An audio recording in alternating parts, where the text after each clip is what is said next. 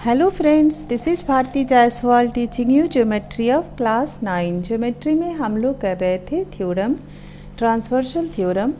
हमने theorem 1 to 7 कर लिया था। Now theorem 8। So let's see what is theorem 8। If a line is perpendicular to one of two given parallel lines, then it is also perpendicular to the other line. First of all, you have to understand that what is perpendicular. तो let's see, अगर AB एक line है and L is perpendicular to AB, तो यहाँ पे जो दो angle बनेंगे, this angle and this angle, ये both will be 90 degree, both will be of 90 degree. दोनों इक्वल होंगे और 90 डिग्री के एंगल्स बनेंगे। तो हम कहेंगे कि L जो है वो परपेंडिकुलर है AB के। क्लियर? नाउ थ्योरम क्या कह रहा है?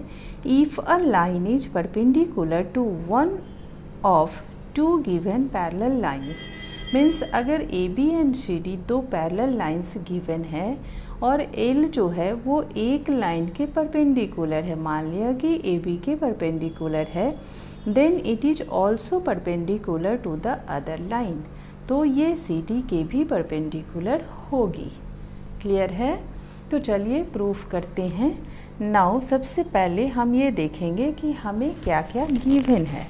तो here given that two parallel lines AB and CD and a line L which is perpendicular to AB, we have to prove that L is perpendicular to CD. L जो है L perpendicular AB ये दे रखा है, ठीक है, given है। तो we have to prove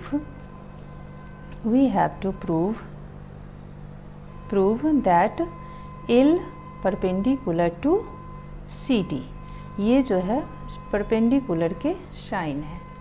clear? तो ये हमें प्रूफ करना है। तो अभी तक हमने जितने भी थ्योरम्स किए हैं या एक्जियम देखे हैं, उसी बेसिस पे हम आगे वाले थ्योरम को भी प्रूफ करते हैं। तो आपने एक करस्पॉन्डिंग एंगल एक्जियम पढ़ा था, उसी बेसिस पे हम इसे प्रूफ करेंगे। तो since A B parallel to C D and a transversal L intersects them at G and H respectively, therefore by corresponding angle axioms, corresponding angle axiom के through हम कह सकते हैं कि angle 1 is equal to angle 2। आपने corresponding angle axiom में यही देखा था कि अगर दो पैरेलल लाइन है और एक ट्रांसवर्सल उन्हें इंटरसेक्ट करती है दो पॉइंट पे, तो जो भी करस्पॉन्डिंग एंगल्स बनते हैं वो इक्वल होते हैं।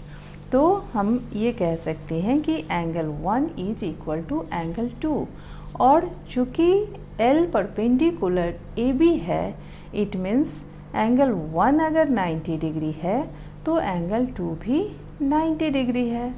तो हम यहाँ पे लिख देंगे angle 2 equal to 90 degree, since angle 1 is 90 degree. Clear? तो एंगल 2 भी 90 डिग्री हो गए।